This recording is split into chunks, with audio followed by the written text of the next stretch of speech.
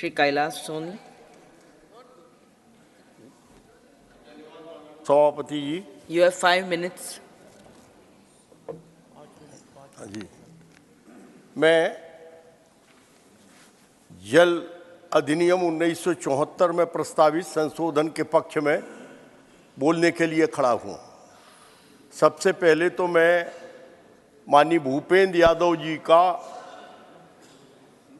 साधुवाद करना चाहता हूँ, कृतज्ञता ज्ञापित करना चाहता हूँ कि इस समाज जीवन में बहुत लंबे समय से 1974 के बाद विकसित भारत के रास्ते में कुछ अवरोध थे और दूसरा हमारे जो जल है वो हमारे पंच महाभूतों में से हमारे जीवन की अवधारणा को बनाए रखने के लिए बहुत महत्वपूर्ण है।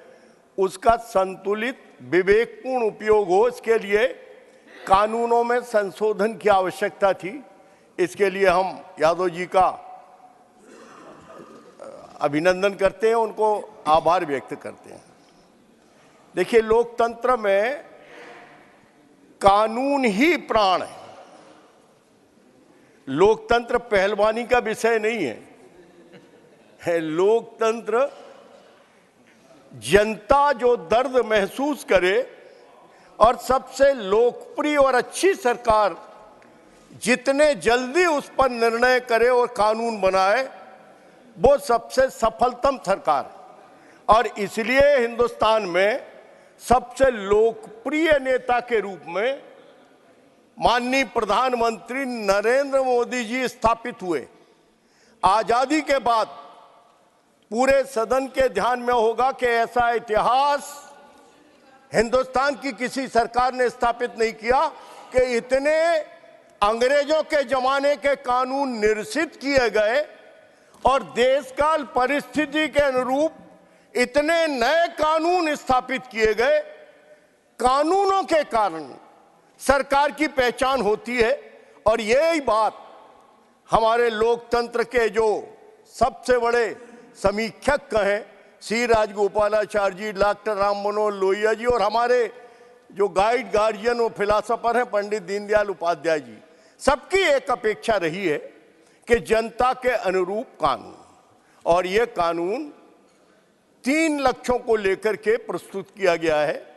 नंबर 1, पानी का उसकी शुचिता, गुणवत्ता, उसका उपयोग ठीक ढंग से हो, और दूसरा, अपने पानी के कारण हमारे विकसित भारत की कल्पना अवरुद्ध ना हो, इसलिए विकास का रास्ता, उसके भीतर के जो अवरोध हैं वो इसमें साफ हो जाएं।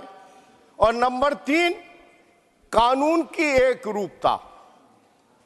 और इस कानून की विशेष बात यह है कि ये जून 1972 में मानव पर्यावरण पर स्टॉकहोम सम्मेलन के बाद हमारे लोगों के साथ साथ हमारी वनस्पतियों और जीवों के स्वास्थ्य और सुरक्षा को खतरे में डालने वाली व्यापक पर्यावरणीय समस्याओं के लिए पूरे देश में एक समान कानून बनाना उचित समझा गया। और इसलिए हमारे देश में 1974 में इस दिशा में यह हमारी भारतीय संसद ने यह कानून बनाया। इसमें, इस अधिनियम में संसद प्रदूषण को नियंत्रित करने के लिए एक तंत्र बना।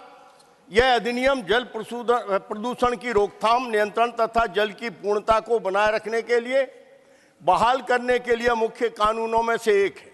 जल अधिनियम जल प्रदूषण की रोकथाम और नियंत्रण के लिए केंद्रीय और राज्य बोर्डों की स्थापना का प्रावधान करता है और इन्हें इससे संबंधित शक्तियों कार्य प्रदान करता है।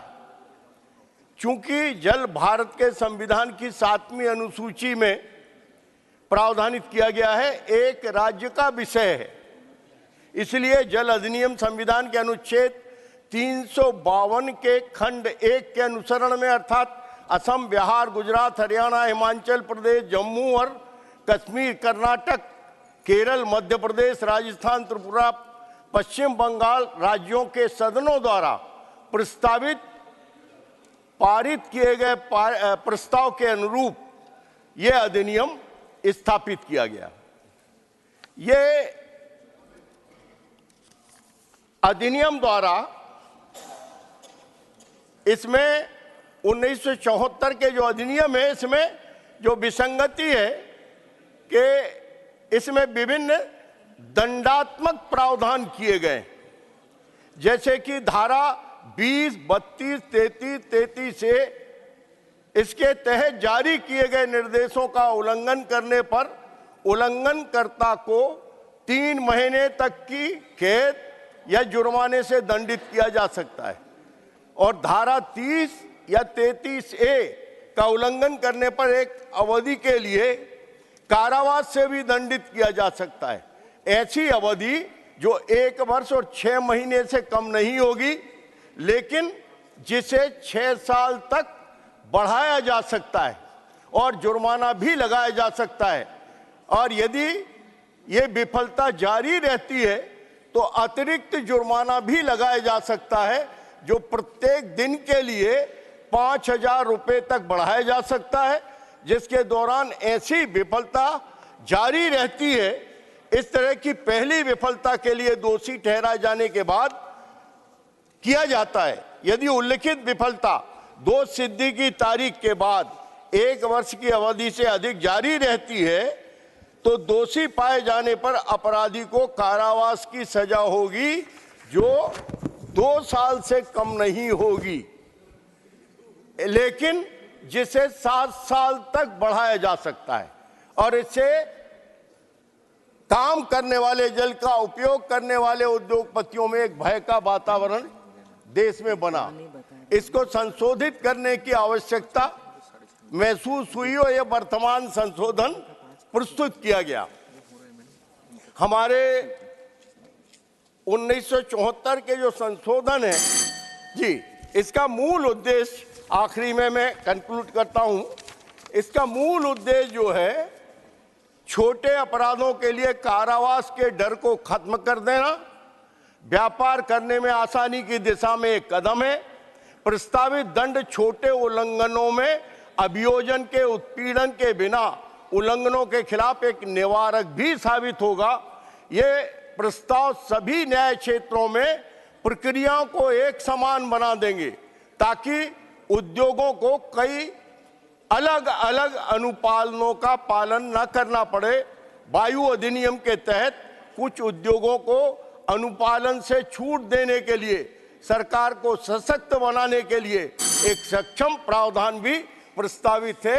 इसके लिए यह संशोधन प्रस्तुत है। आपके माध्यम से सभी से अनुरोध है कि सर्वानुमति से इसको पारित करने की कृपा करें। धन्यवाद। डॉक्टर अशोक वाजपेयी जी।